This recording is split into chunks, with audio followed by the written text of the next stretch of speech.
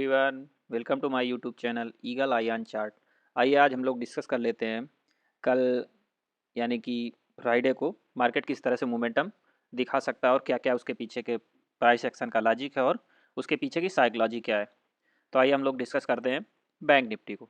Bank Nifty में हम लोगों ने पहले जो एक चार्ट ड्रा कर रखा था और उसका हल्का सा ब्रेकडाउन हो गया और कंसोलिडेशन में चला गया, जैसा कि हम लोग संडे के वीडियो में चर्चा की थी कि मार्केट एक मूड बना रहा है साइडवेज जाने का।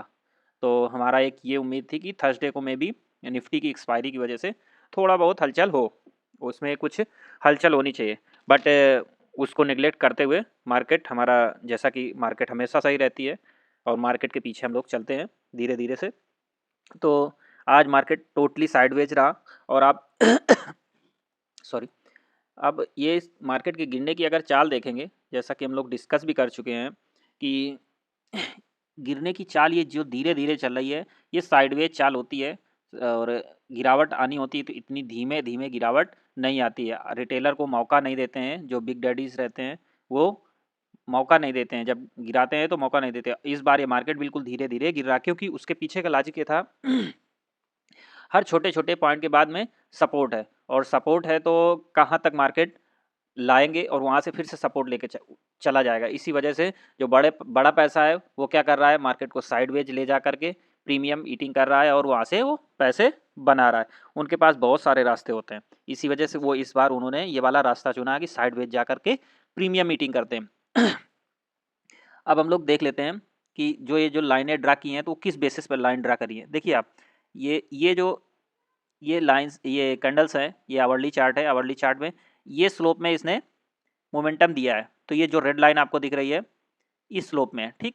उसके बाद हम लोगों ने ये जो बड़ी सी कैंडल है इसके लो को और यहाँ से जो मार्केट गिरा था जहाँ पर 4-5 कैंडल ने रुकावट ली है, वहाँ से हम लोगों ने एक लाइन ड्रा की और आज को सपोर्ट मान करके, आज के जो लो को मान करके एक लाइन ड्रा करी। यहाँ पर 3 पॉइंट मिला दिए, 1 2 3 4 पॉइंट मिला दिए और यहाँ पर एक जहाँ से ये बड़ी सी कैंडल गई थी एक इसको मान लिया, ठीक है।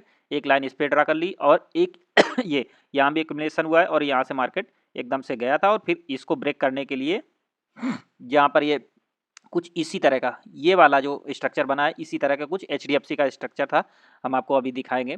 तो इसको ब्रेक करने के लिए यहाँ एक्यूमुलेशन किया था, उस दोनों पॉइंट को बेस मान करके हम लोगों ने एक ये लाइन ड्रा कर ली। देखिए अब इसको गौर से देखेंगे, हम लोग कई बार डिस्कस करते हैं कि हम लोग चार्ट को बहुत गौर से देखना होता है। कुछ ना कुछ फार्म में, किसी न किसी फार्म में जो बड़ा पैसा रहता है, किस फार्म में पैसा लगा रहा है, किस स्ट्रक्चर में पैसा लगा रहा है, ये हमको उसको ऑब्जर्व करना होता है।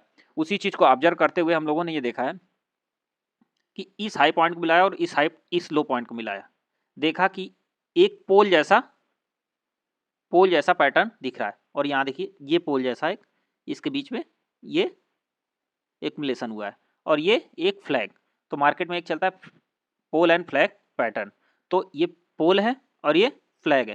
फ्लैग में देखिए एक्युमुलेशन हो रहा है और इस स्ट्रक्चर में हो रहा है, अभी तो इस स्ट्रक्चर में हो रहा है, मे बी इसका ऐसे ऐसे करके ये ब्रेकआउट देने का ट्राई करेगा, ठीक है। उसके पीछे का लॉजिक ये है हमारा, अगर कल मार्केट ये फ्लैट ओपन करके यहीं पर एक्युमुलेशन करके और इस लेवल को ब्रेक करता है तो ट्राई करेगा एक बार हाई टच करने की, 53,900 का हाई लगाने का, हाई को टच करने का ट्राई करेगा। अगर मार्केट एक बार ये गैप डाउन खुलता है, गैप डाउन इट मीन्स यहाँ से 200 पॉइंट नीचे खुलने का ट्राई करता है, यानी 53,000 के लेवल पर, और 53,000 के लेवल को अगर वो वहीं से तुरंत बाइंग आ जाएगी तो ये बाइंग आने के बाद यहाँ पे फिर क्लोज कर देता है आधे घंटे, ये मान लीजिए आधे घंटे यहाँ ओपनिंग करके यहाँ पर क्लोज कर देता है, तो फिर से ये एक बार फिर से सबूत हो जाएगा कि ये 53,000 का लेवल जो यहाँ से बाइंग आई, यहाँ से बाइंग आई, तीसरी बार बाइंग आ जाएगी, फिर ये 53,000 का लेवल और भी स्ट्रांग हो जाएगा, ठीक।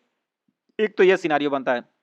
एक सिनारियो बनता है कि मे बी यहाँ कहीं ओपनिंग करके अगर 10 मिनट होल्ड करता है मार्केट तो आगे जाने का ट्राई करेगा, और नीचे नीचे अगर 53,000 इस लेवल के नीचे खुल जाता है, 53,000 के लेवल के नीचे खुलता है और यहाँ पर होल्ड करने लगता है, तो फिर मार्केट कुछ इस तरह ट्राई करेगा,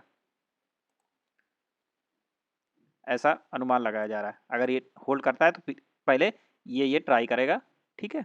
फिर कोशिश ये करेगा कि यहाँ के आसपास क्लोजिंग देने की प्रयास करेगा, 53,000 के आसपास या 53,000 के ऊपर एक बार जरूर ट्राई करेगा। यहाँ पर अगर ओपनिंग हो गई 53,000 के नीचे तो एक बार मार्केट जरूर ट्राई करेगा इसको 53,000 के ऊपर क्लोजिंग देने की। एक तो सिनारियो ये भी हो सकता है, एक सिनारियो हम लोगों ने गैप अप का डिस्कस कर लिया, एक सिनारियो हमने फ्लैट का डिस्कस कर लिया, एक सिनारियो हम लोगों ने यहाँ पर गैप डाउन का डिस्कस कर लिया।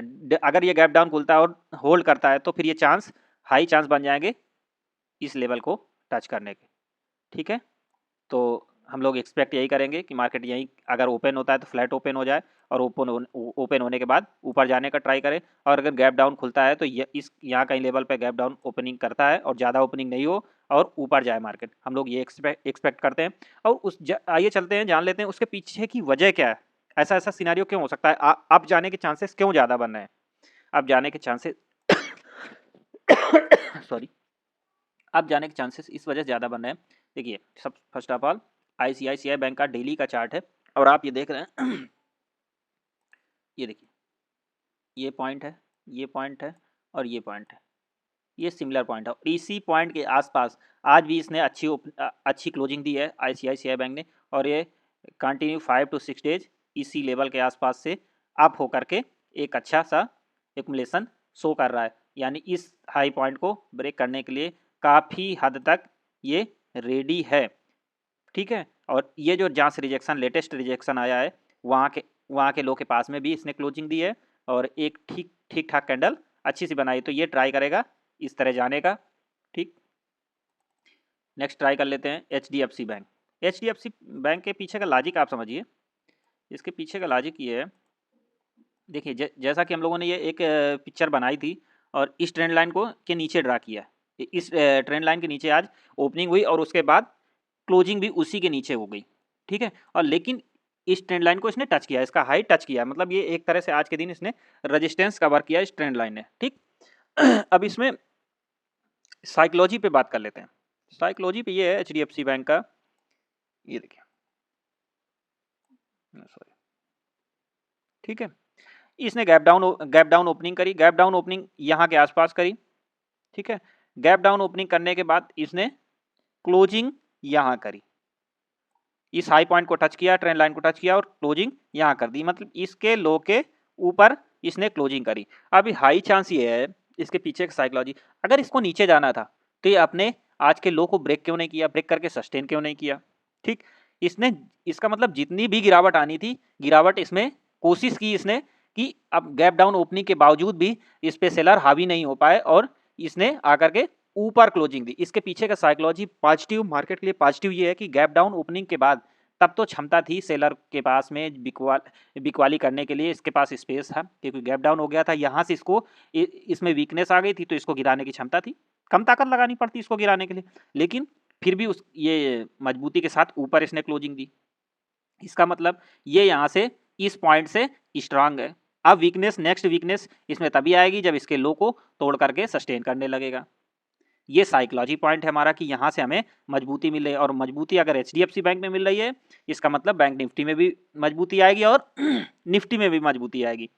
हम लोगों ने डिस्कस कर लिया एचडीएफसी, आईसीआईसीआई, और अब डिस्कस कर लेते हैं एसबीआई के। एसबीआई पे डिस्कस कर लेते हैं। एसबीआई भी कहीं ना कहीं एक अच्छा सा कंसोलिडेशन मोड में है और इसी के पास में इसी रेंज में ट्रेड कर रहा है। ठीक है, तो एक उम्मीद रहेगी इसमें भी लिटिल बिट पॉजिटिव रहेगा। एक्सिस बैंक, एक्सिस बैंक भी कहीं ना कहीं एक रेंज में है बट दूसरे के मुकाबले थोड़ा सा निगेटिव दिख रहा है, दूसरे बैंकों के मुकाबले थोड़ा सा ये निगेटिव दिख रहा है, कुछ इस तरह का स्ट्रक्चर ये फॉर्म कर रहा है, तो ये ऐसे करेगा तो एक बार इस स्ट्रक्चर में जाएगा। अब आप देख लेते हैं जो बड़ा पार्ट रखता है हमारा रिलायंस। रिलायंस की साइकोलॉजी चेक कर लेते हैं एक बार। इसमें प्राइस एक्शन तो निगेटिव दिख रहा है लेकिन ये पॉजिटिव कैसे देख सकते हैं इसको। पॉजिटिव इसको देखने के लिए हम लोग साइकोलॉजी का यूज करेंगे मेन। अब आप देखिए, ये जो पार्ट था रिलायंस का, ये जो पार्ट है हमारा, ये गैप है, और जैसा कि हम लोग चर्चा कर चुके हैं एचडीएफसी में, बैंक निफ्टी में पहले भी, ये जो गैप होते हैं हमारे लिए सपोर्ट और रेजिस्टेंस का अच्छा वर्क करते हैं।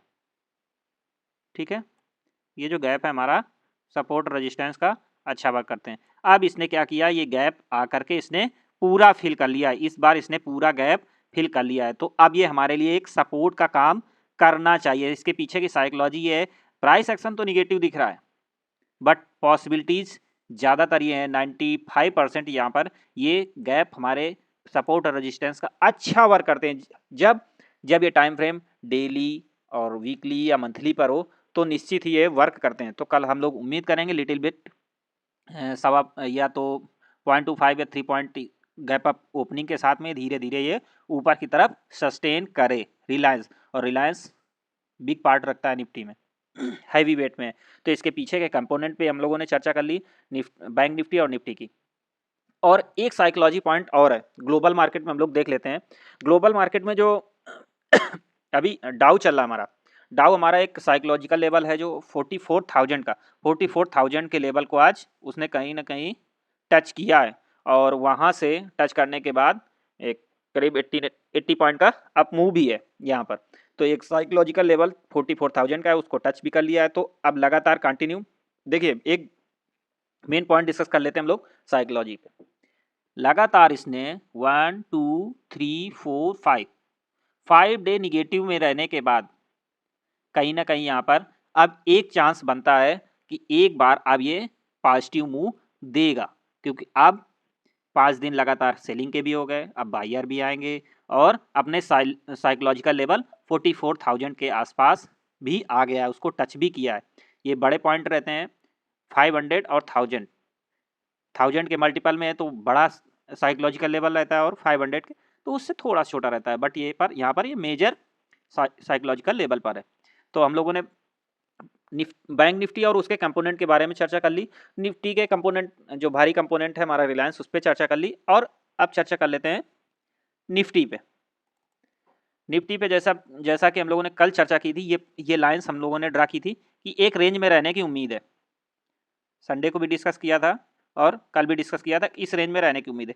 सेम उसी रेंज में आया और क्लोज हुआ। हालांकि ये कैंडल, जैसा कि हम लोग बार बार बात कर रहे हैं, ये कैंडल्स थोड़ा सा डराने वाली हैं, बट ये कैंडल एक्टिव तभी होंगी जब इनके लो के नीचे ट्रेड होगा। कुछ ऐसा ही कैंडल, बट वो ग्रीन है, ये रेड है, ऐसा ही कैंडल बैंक उसका HDFC चार्ट में अभी हम लोगों ने देखा था। ये रहा, सेम कैंडल है बट ये ग्रीन है। इसमें क्या है, HDFC में क्या है, नीचे खुल करके ऊपर क्लोजिंग हुई है, और निफ्टी में ऊपर खुल करके नीचे क्लोजिंग है। HDFC में नीचे से ऊपर क्लोजिंग हुई है और इसमें ऊपर से नीचे क्लोजिंग हुई है। थोड़ा सा कैंडल जरूर डरावनी है, लेकिन इसके पीछे का साइकोलॉजिकल लेवल डिस्कस कर लेंगे तो शायद ही हम लोग इतना डरने की ज़रूरत होगी। अब ये देखिए, यहाँ से बार बार रिजेक्शन लिया था, नीचे गया था, यहाँ से अब गया, फिर रिजेक्शन लिया, नीचे गया। इट मीन्स यहाँ से 2 पॉइंट बन गए। ये लेवल हो गया, ये लेवल हो गया, ठीक है। यहाँ से एक बार रिजेक्शन लिया था, फिर उसके बाद रुकने के बाद 3 लेवल हो गए। अब यहाँ पर ये जो 3 लेवल पहले हम लोग रेजिस्टेंस के लिए वर्क किया था, अब वो ऊपर से नीचे जाने पर सपोर्ट का भी काम करेंगे। तो ये हमारा साइकोलॉजिकल लेवल हो गया, ठीक है। और एक लेवल हमारा ये है 24,500 का, जो एक लेवल है वो भी साइकोलॉजिकल लेवल है, ठीक है। इस पर हम लोगों ने डिस्कस कर लिया। आइए अब हम लोग डिस्कस कर लेते हैं आज के जो हम लोगों ने ट्रेड ग्रुप में शेयर किए थे, वो कौन कौन से थे। वोल्टास था और बी सॉफ्ट था। इम्फी का हम लोगों ने कल जो डिस्कस किया था, एक कंट्रा कॉल था, आज उसने बढ़िया धूम मचाया। 35 की कॉल आज समथिंग 54 55 तक गई है, ठीक है। पर उसमें हम लोग ट्राई नहीं करेंगे क्योंकि कल कुछ लोगों ने प्रॉफिट बना करके कल निकल गए थे, क्योंकि मुझे भी ये था कि अगर मार्केट रेंज में रह गया तो हो सकता है ये थोड़ा सा गड़बड़ कर जाए। बट उसके आज अच्छा करने का पीछे का लॉजिक ये था कि नेस्डेक ने जो जिस मेनली IT सेक्टर है, पूरा अमेरिका का है, और इसने अच्छा प्रदर्शन किया आज रात में। अच्छी कैंडल के साथ इसने क्लोजिंग दी थी जाकर के, इसी वजह से हमारे इंडियन IT सेक्टर के जो स्टॉक हैं उन्होंने अच्छा परफॉर्मेंस दिया। अब आइए वोल्टास के पीछे के देने का लॉजिक क्या था। हालांकि हम लोगों का इसमें SL हिट हुआ है, हमें इसमें ऑनलाइन कहने में कोई भी दो राय नहीं है, कोई भी दिक्कत नहीं है, क्योंकि मार्केट में जब हम सही होते हैं तो हमको प्रॉफिट मिलता है, और जब गलत होते हैं तो हमको SL दे करके मार्केट की फीस चुकानी पड़ती है। उसके पीछे का लॉजिक ये था, अब आप देखिए ये था।